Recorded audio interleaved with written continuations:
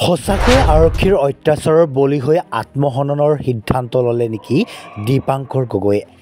আৰক্ষীৰ এনকাউণ্টাৰ ব্যৱস্থাৰ বিৰুদ্ধে যোৰহাটৰ ৰাজপথ উত্তাল কৰিলে তৃণমূল কংগ্ৰেছে। দীপাংকৰ গগৈৰ আত্মহননৰ উচিত তদন্তৰ দাবী তৃণমূল কংগ্ৰেছৰ।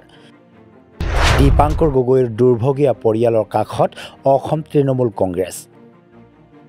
আলফাৰ লগত জড়িত থকাৰ সন্দেহত আৰক্ষীৰ নিৰ্মম অত্যাচাৰৰ বলি হৈ আত্মহননৰ পথ বাছি লোৱা দীপাংকৰ গগৈৰ ন্যায় প্ৰদানৰ দাবীৰে আজি অসম তৃণমূল কংগ্ৰেছ দলে যোৰহাট জিলাত এক প্ৰতিবাদী কাৰ্যসূচী ৰূপায়ণ কৰে।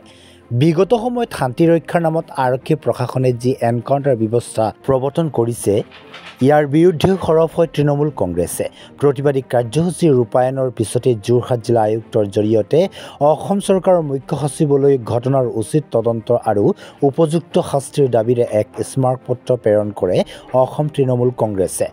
উল্লেখ্য যে প্ৰতিবাদী কাৰ্যসূচীৰ অন্তত অসম তৃণমূল কংগ্ৰেছৰ এটা প্ৰতিনিধি দলে তিতাবৰস্থিত দীপাংকৰ গগৈৰ গৃহত উপস্থিত হৈ সমগ্ৰ ঘটনাৰ বুজ লয়।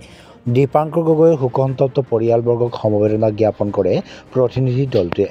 উক্ত কাৰ্যসূচীত অসম তৃণমূল মহিলা কংগ্ৰেছৰ সাধাৰণ সম্পাদিকা পল্লৱী হাজৰিকা, যুৱ তৃণমূল কংগ্ৰেছৰ উপসভানেত্ৰী পলাক্ষী দাস, যোৰহাট জিলা তৃণমূল কংগ্ৰেছৰ সভাপতি সুৰেশ শৰ্মাৰ লগতে জিলা পৰ্যায়ৰ কেইবাগৰাকী বিষয়ববীয়াও অংশগ্ৰহণ কৰে।